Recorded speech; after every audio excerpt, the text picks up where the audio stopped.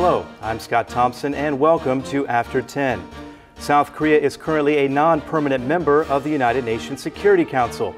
Today on the show, we are joined by the newly appointed South Korean ambassador to the United Nations, Joon, for discussion on the UN's role in matters related to the Korean Peninsula.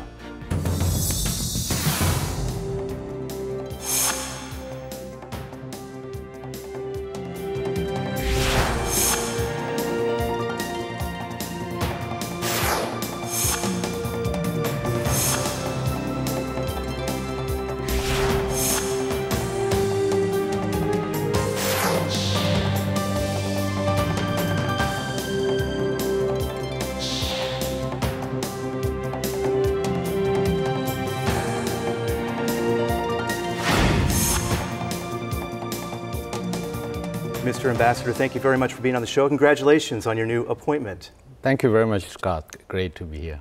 And being appointed as the ambassador is the culmination of years of hard work. You have a long, illustrious career at the United Nations. How do you feel?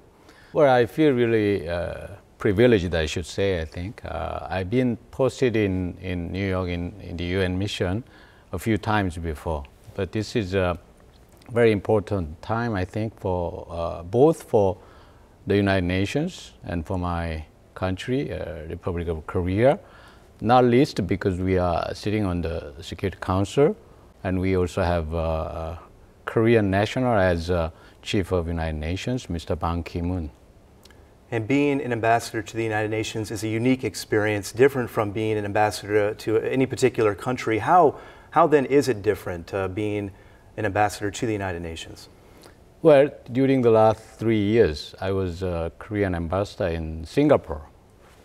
For example, well, in the sense that an ambassador represents his or her country in a foreign country or foreign setting, maybe ambassadorship in Singapore is not too different from that in New York to the United Nations. But because, as you know, in the so-called multilateral setting in the UN, you need to deal with a lot of different players. So then how is multilateral diplomacy different from bilateral diplomacy? Well, like I said, the multilateral diplomacy has a lot of players, stakeholders, if you like, and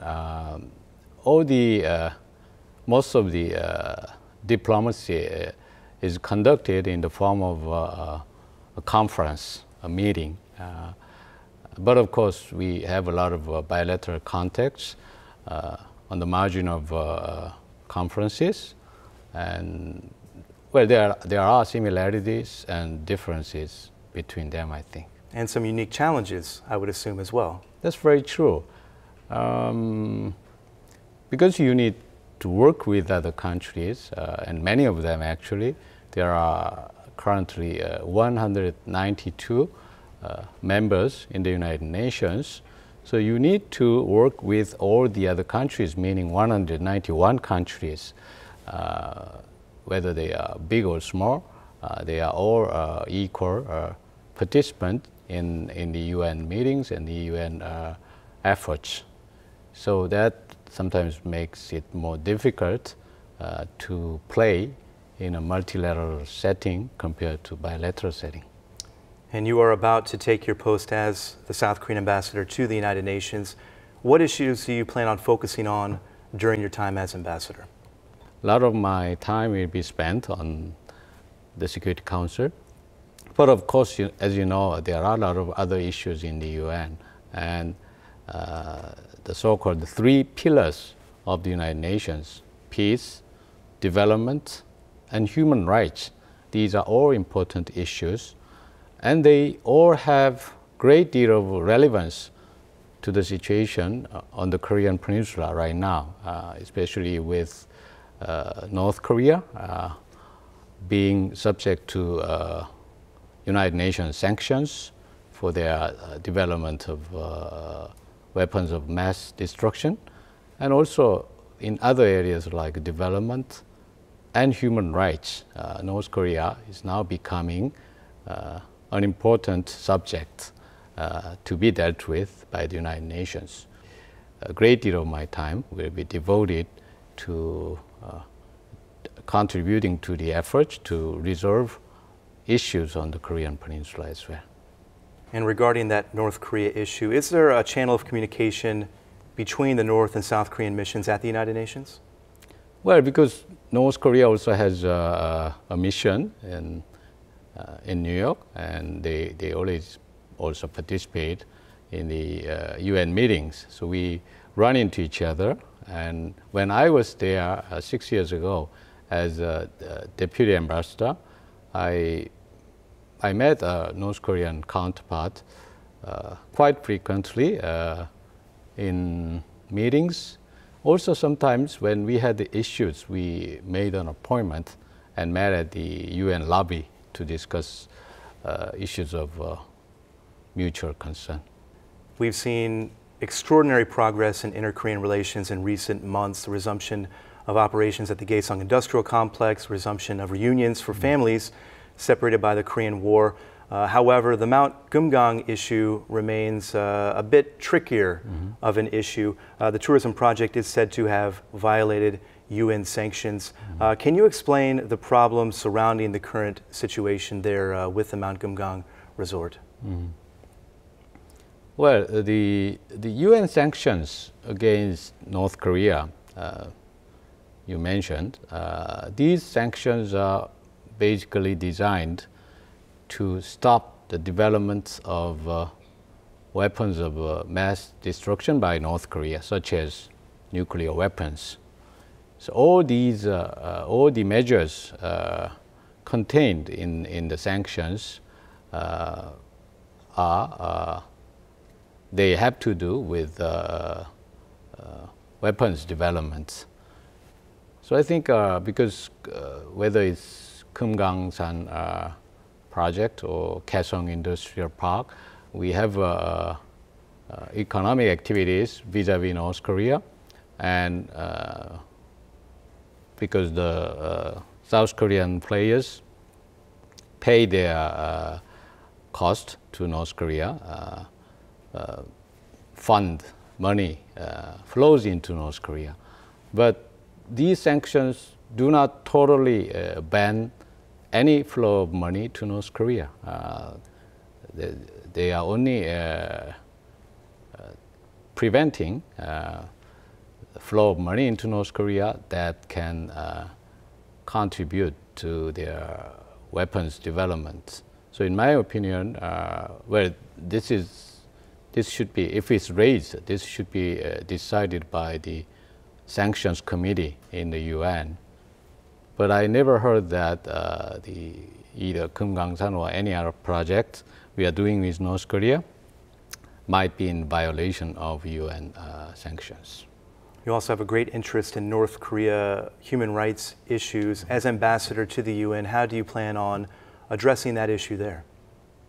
Human rights issue is, as I said, is one of the three pillars of the United Nations from the beginning, when the UN was born in 1945.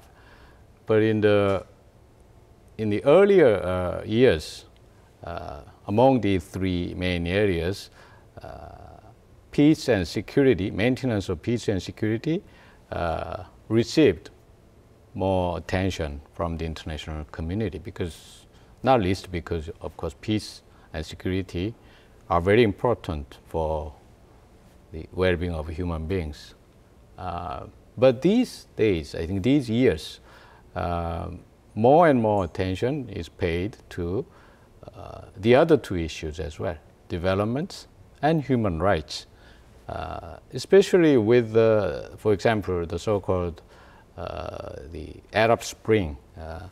As you can witness in the case of Arab Spring, more and more countries are becoming democratic, and naturally more and more people are concerned about human rights all over the world.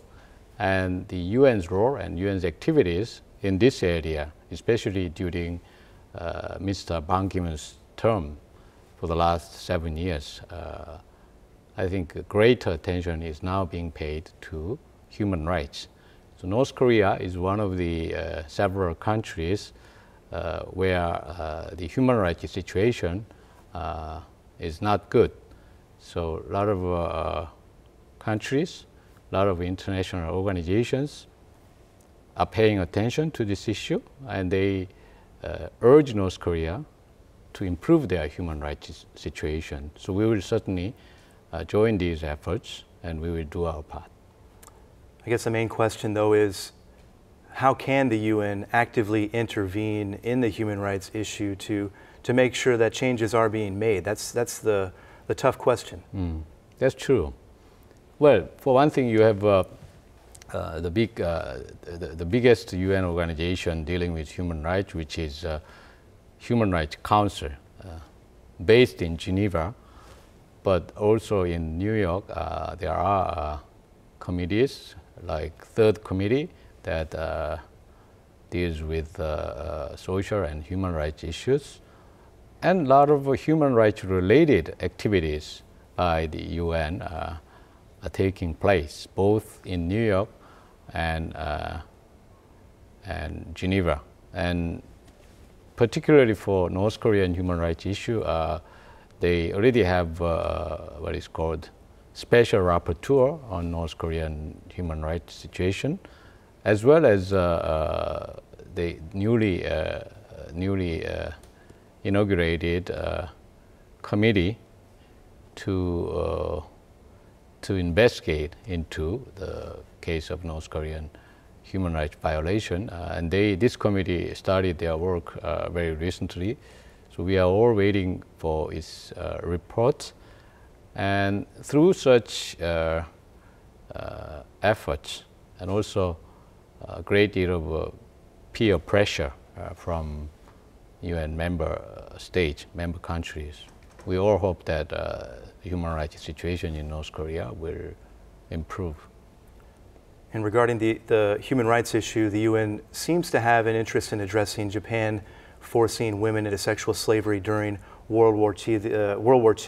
The UN Committee Against Torture wants Japan to apologize for the numerous insensitive remarks that Japanese politicians have made over the years. Is there a way for the UN to step in and intervene and help this issue come to a resolution? I think the sexual slavery issue or comfort woman issue is different, because this is not only bilateral issue, but it's a global issue. It has to do with human rights, dignity of women. It has to do with sexual exploitation of women during wartime. So this is a global issue concerning all humanity. So, well, but it happened a long time ago. Maybe that's probably why it is not being dealt with a major issue on UN human rights agenda. But still, this is an important issue that should be faced by Japan and other countries. And Japan's recognition of this issue and Japan's efforts to address this issue is important, because if such efforts or such the position Japan has already expressed on this issue, if their position looks like retreating, for example, then the issue will become more controversial, and therefore will invite more attention and debate in the United Nations. So for Japan itself, it is good for the country to deal with this issue squarely. Otherwise, the issue becomes more and more controversial. And as we have mentioned, South Korea is a non-permanent member of the United Nations Security Council right now. What is expected from South Korea in its role on the UNSC? Only Security Council can make binding decisions on UN issues. Basically, the General Assembly's decisions are considered as recommendation.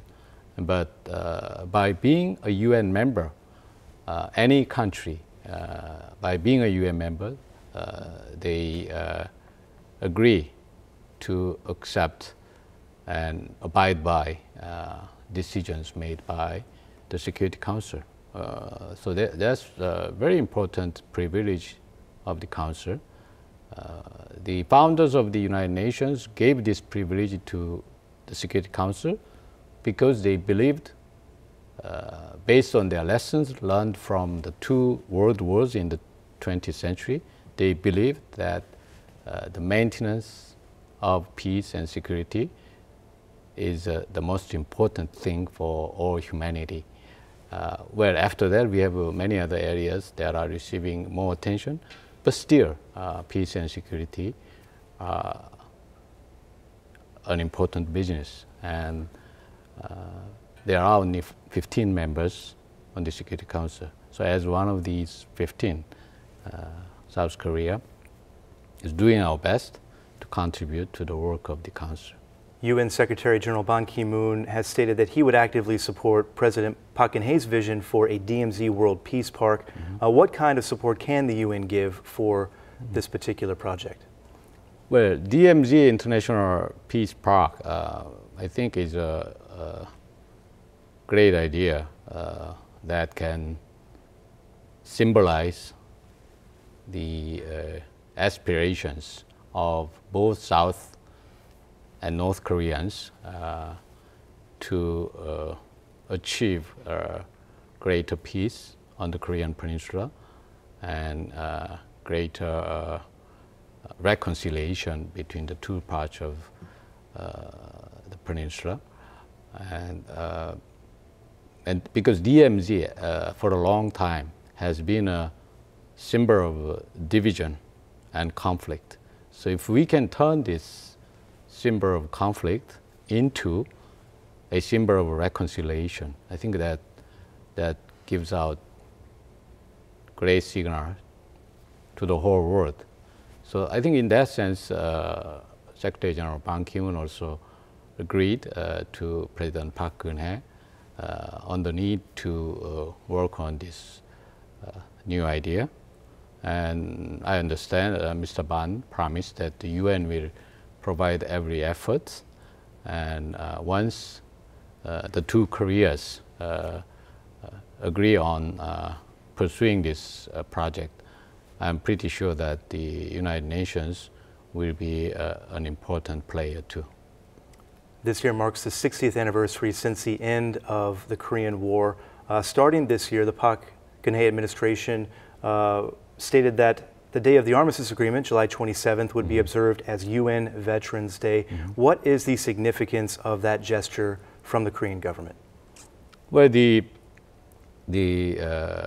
Korean War was one of the earliest conflicts the United Nations faced after its inauguration in 1945.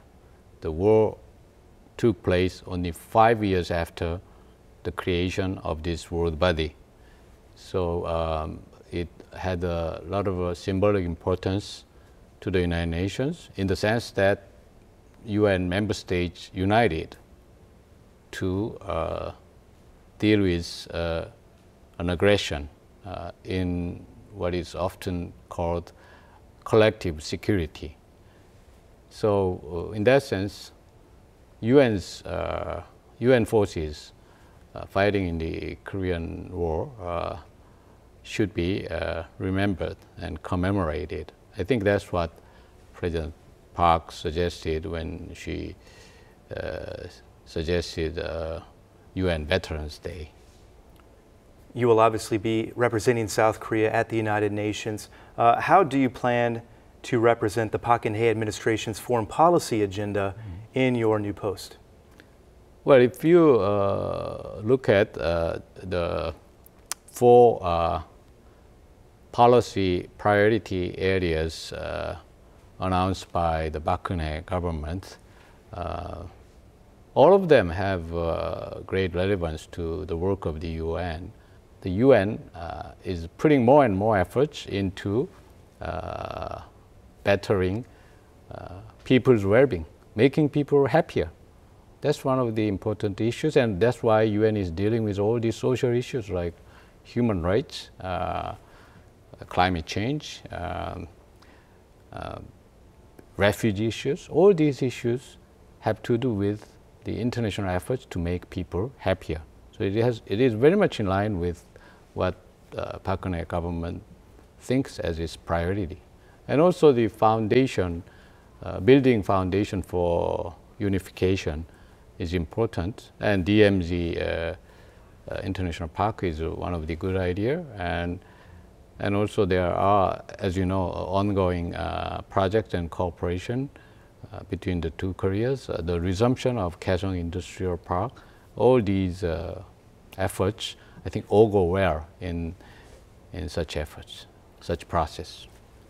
You're about to embark on this exciting and very important journey to the United Nations. Before we go, is there anything you'd like to say to the viewers of After 10 before you set off for the UN? In Korea, the United Nations has been introduced quite early, because when the government was formed in 1948, we held a referendum under the UN auspices, and 2 years later, when the Korean War broke out, as we already discussed, the UN forces came to support the efforts to rebuilding Korea, rebuilding peace. All these process of peace-building efforts by Koreans have a long history with the United Nations. So, as a Korean ambassador to the UN, I feel privileged, and I feel a great responsibility to properly represent my country in that great world body. Ambassador Oh, we wish you all the best in your new post and look forward to hearing great things from you in the very near future on the news. Thank you for being on the show. Thank you, Scott. Thank you very much. And thank you, as always, for watching. We'll see you next time, After 10.